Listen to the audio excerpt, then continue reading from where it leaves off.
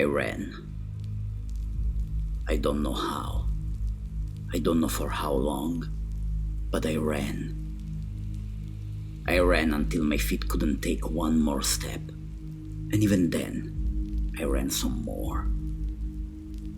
In the desperate escape from a nightmare so impossible to fathom, a spark of hope ignited within every fiber of my being.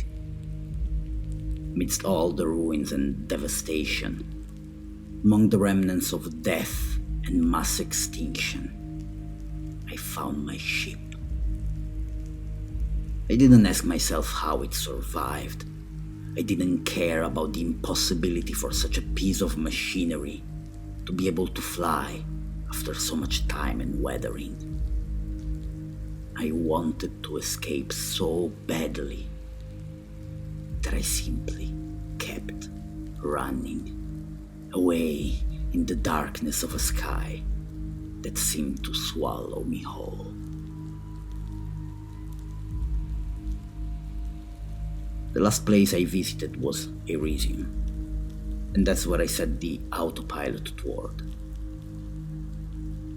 It was a long journey, but I couldn't sleep. I was afraid I would wake up back in that pod, back on my once beloved planet, so beautiful and teeming with life. I cried.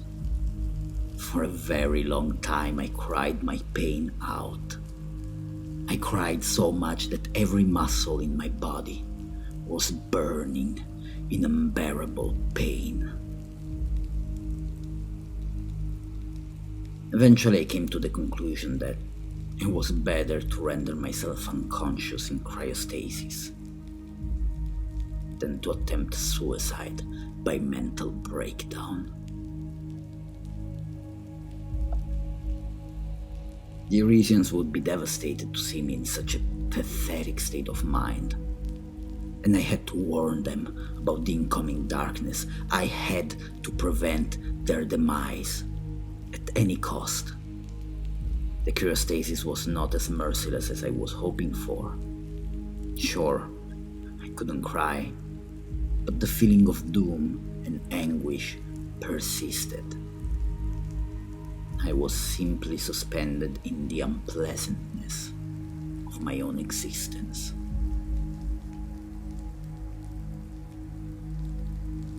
When I woke up again, I was feeling a little better. I had more time to process the situation, to swallow the horrible truth. And despite my condition, I was determined to do something about it, which is the only thing that kept me alive.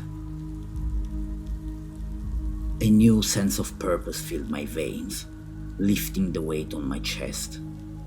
At every step, I was getting closer to my destination. The anticipation of the beautiful landscape of the planet Elysium, with its forests and mountains and intense blue waters, enriched the oxygen with hope at every breath. Finally, I peeked through the window, and I died inside. There was nothing left. Nothing. The whole planet was a giant ball of dead rock. No forest, no water, no cities, no people, only red dust. My heart could not sink any lower, and yet it did. It reached levels so low that I could have stepped on it if I moved a single inch. This was too much. Everything I knew, everyone I loved, every place I cherished, it was all gone.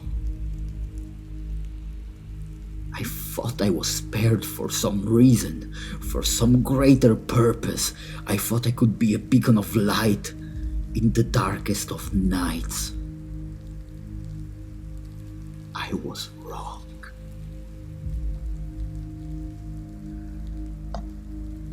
stepped out of my ship. I walked into the crumbling remains of Elysium, and that's when I saw it. Something that did not belong there. A little wooden toy. I collapsed on my knees and I screamed. I screamed from the top of my lungs. I screamed. And I woke up.